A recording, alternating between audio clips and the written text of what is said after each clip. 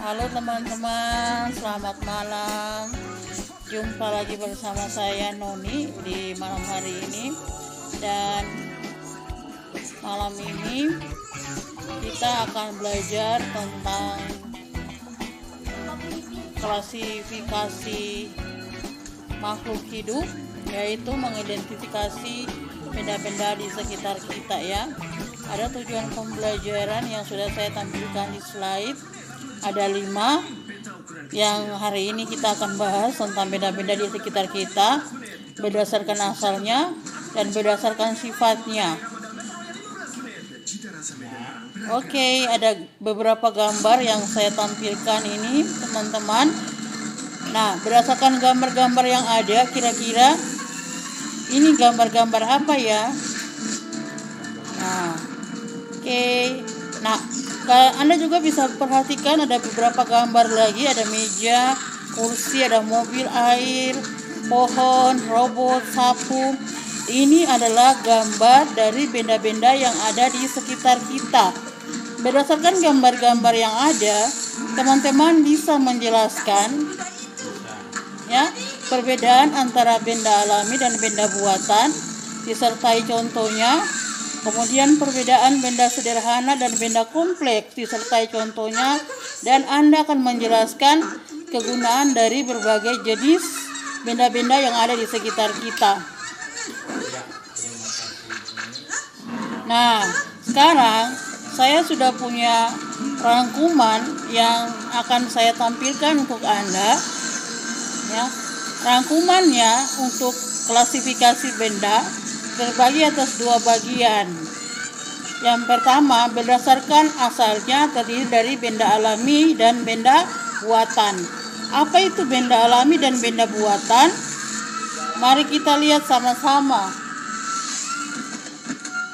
Ya, benda yang bersifat alamiah adalah benda-benda yang sudah disediakan oleh alam. Contohnya air, pasir, batu, logam, udara, hewan, dan tumbuh-tumbuhan. Kalian perhatikan, saya punya gambar. Di sini ada gambar air, pegunungan. Berarti gambar ini merupakan gambar dari benda-benda alami. Ya, benda-benda yang sudah ada sejak zaman dahulu kala. Sebelum kita ada di dunia ini, ya. Pasir, batu, tumbuh-tumbuhan sudah ada dari zaman dahulu kala. Ya. Sekarang kita lanjut lagi. Yang kedua itu adalah benda yang bersifat buatan. Kalau benda bersifat buatan berarti adalah benda-benda yang dibuat oleh tangan manusia, yang diciptakan oleh manusia. Misalnya yang ada di sekitar kita itu ban motor, kemudian ada buku, ada pensil, ada tas. Ya, itu adalah benda-benda yang bersifat buatan. Oke, yang kedua itu benda yang berdasarkan sifatnya ada 2, benda bersifat sederhana dan benda bersifat kompleks. Nah, Anda tahu bahwa benda yang bersifat sederhana itu adalah benda-benda yang terbuat dari 1 atau 2 jenis bahan saja. Contohnya yang saya tampilkan untuk Anda itu baju, meja, dan kursi. Jadi ini adalah benda-benda sederhana yang dibuat dari 1 atau 2 bahan saja, ya. Sedangkan benda kompleks itu benda yang terbuat dari beberapa jenis bahan dan pembuatannya cukup rumit ya teman-teman. Bisa dilihat contohnya seperti helikopter, mobil, laptop, infocus ya. Kalau kita mau membuat helikopter otomatis memerlukan banyak bahan ya. Kemudian dia punya pembuatannya juga lama dan cara membuatnya pasti sangat rumit ya, sangat susah. Nah, makanya disebut dengan benda yang bersifat kompleks. Oke. Nah, sekarang yang terakhir itu kalian akan mengetahui kegunaan dari beberapa benda di sekitar kita. Misalnya ada penghapus ya.